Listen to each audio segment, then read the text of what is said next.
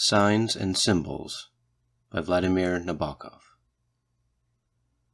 For the fourth time in as many years, they were confronted with the problem of what birthday present to take to a young man who was incurably deranged in his mind. Desires he had none. Man-made objects were to him either hives of evil, vibrant with a malignant activity that he alone could perceive, or gross comforts for which no use could be found in his abstract world. After eliminating a number of articles that might offend him or frighten him, anything in the gadget line, for instance, was taboo, his parents chose a dainty and innocent trifle, a basket with 10 different fruit jellies in 10 little jars. At the time of his birth, they had already been married for a long time. A score of years had elapsed, and now they were quite old. Her drab gray hair was pinned up carelessly. She wore cheap black dresses.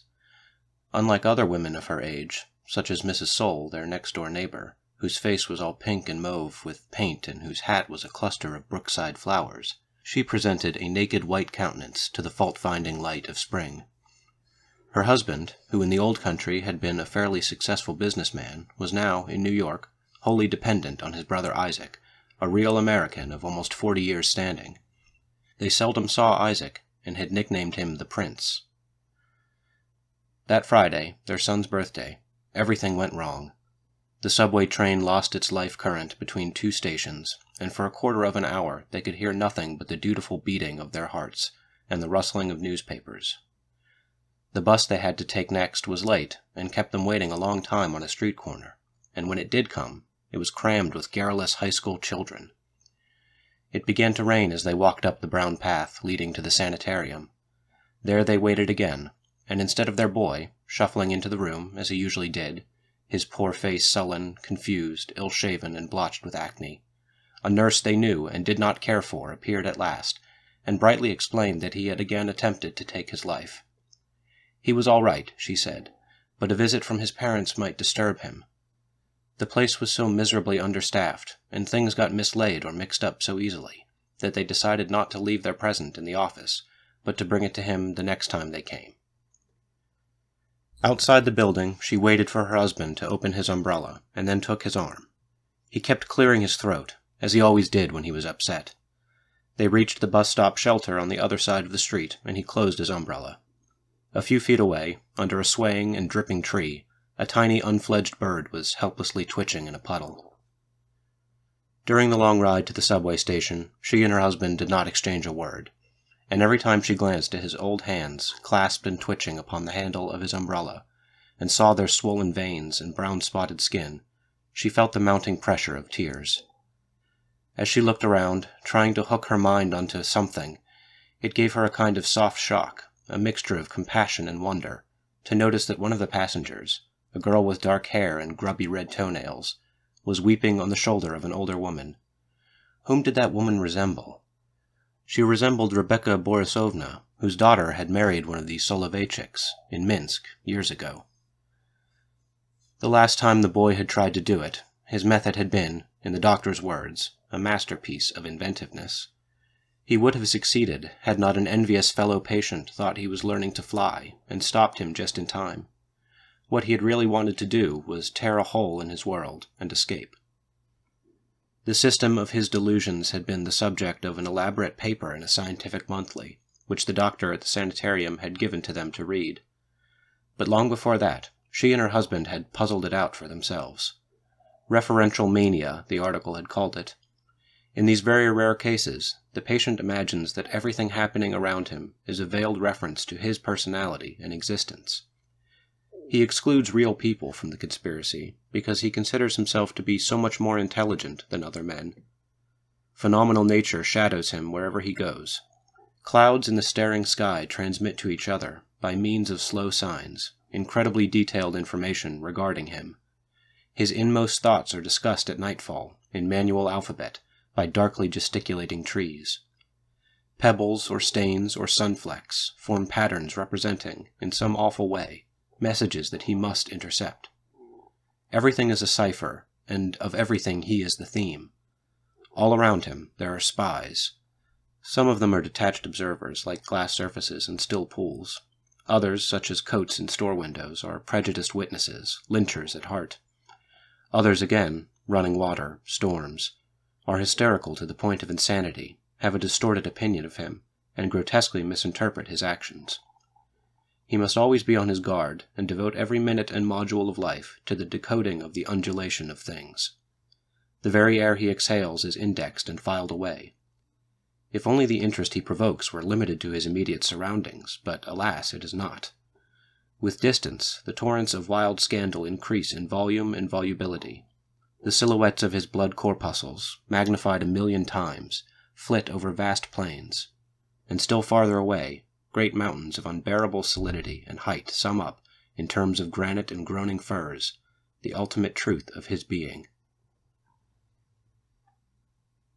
When they emerged from the thunder and foul air of the subway, the last dregs of the day were mixed with the streetlights. She wanted to buy some fish for supper, so she handed him the basket of jelly jars, telling him to go home.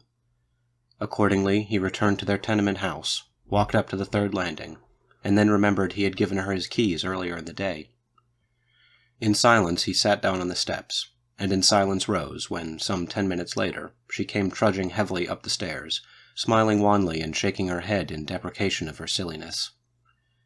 They entered their 2-room flat, and he at once went to the mirror. Straining the corners of his mouth apart by means of his thumbs, with a horrible mask-like grimace, he removed his new, hopelessly uncomfortable dental plate. He read his Russian-language newspaper while she laid the table. Still reading, he ate the pale victuals that needed no teeth. She knew his moods, and was also silent. When he had gone to bed, she remained in the living room with her pack of soiled playing cards and her old photograph albums. Across the narrow courtyard, where the rain tinkled in the dark against some ash cans, windows were blandly alight, and in one of them a black-trousered man, with his hands clasped under his head and his elbows raised, could be seen lying supine on an untidy bed. She pulled the blind down and examined the photographs. As a baby, he looked more surprised than most babies. A photograph of a German maid they had had in Leipzig, and her fat-faced fiancé, fell out of the fold of the album. She turned the pages of the book. Minsk, the Revolution, Leipzig, Berlin, Leipzig again, a slanting house front, badly out of focus.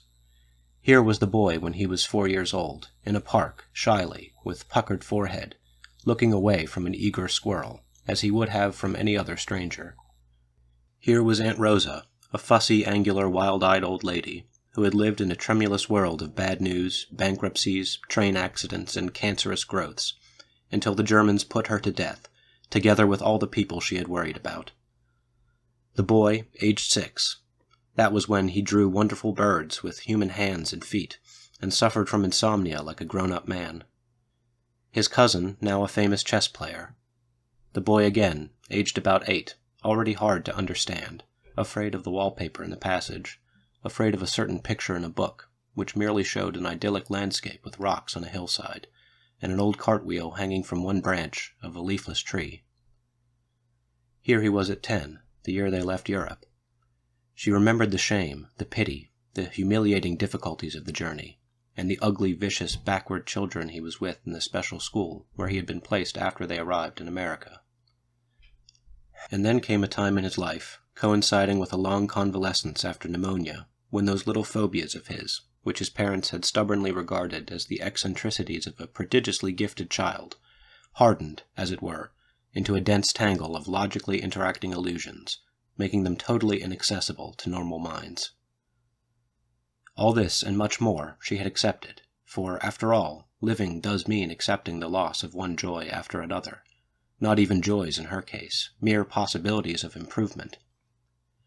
She thought of the recurrent waves of pain that for some reason or other she and her husband had had to endure, of the invisible giants hurting her boy in some unimaginable fashion, of the incalculable amount of tenderness contained in the world, of the fate of this tenderness, which is either crushed or wasted, or transformed into madness, of neglected children humming to themselves in unswept corners, of beautiful weeds that cannot hide from the farmer. It was nearly midnight when, from the living room, she heard her husband moan, and presently he staggered in, wearing over his nightgown the old overcoat with the astrakhan collar that he much preferred to his nice blue bathrobe. "I can't sleep," he cried. "Why can't you sleep?" she asked. "You were so tired." "I can't sleep because I am dying," he said, and lay down on the couch. "Is it your stomach? Do you want me to call Dr. Solov?" "No doctors, no doctors," he moaned. "To the devil with doctors. We must get him out of there quick. Otherwise we'll be responsible. He hurled himself into a sitting position, both feet on the floor, thumping his forehead with his clenched fist. "All right," she said quietly. "We will bring him home tomorrow morning." "I would like some tea," said her husband, and went out to the bathroom. Bending with difficulty, she retrieved some playing cards and a photograph or two that had slipped to the floor. The knave of hearts, the nine of spades, the ace of spades, the maid Elsa, and her bestial bow. He returned in high spirits, saying in a loud voice, "I have it all figured out. We will give him the bedroom. Each of us will spend part of the night near him, and the other part on this couch. We will have the doctor see him at least twice a week. It does not matter what the prince says. He won't have much to say anyway, because it will come out cheaper." The telephone rang. It was an unusual hour for it to ring. He stood in the middle of the room, groping with his foot for one slipper that had come off, and childishly, toothlessly gaped at his wife. Since she knew more English than he, she always attended to the calls. "Can I speak to Charlie?" a girl's dull little voice said to her now. "What number do you want?" "No, you have the wrong number." She put the receiver down gently, and her hand went to her heart. "It frightened me," she said.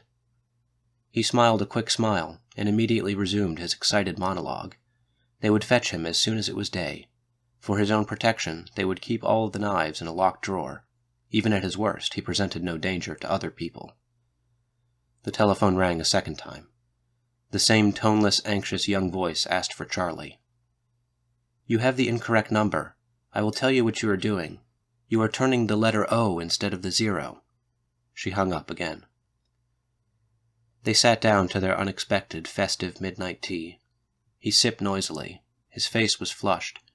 Every now and then he raised his glass with a circular motion, so as to make the sugar dissolve more thoroughly. The vein on the side of his bald head stood out conspicuously, and silvery bristles showed on his chin. The birthday present stood on the table. While she poured him another glass of tea, he put on his spectacles and re-examined with pleasure the luminous yellow, green, and red little jars.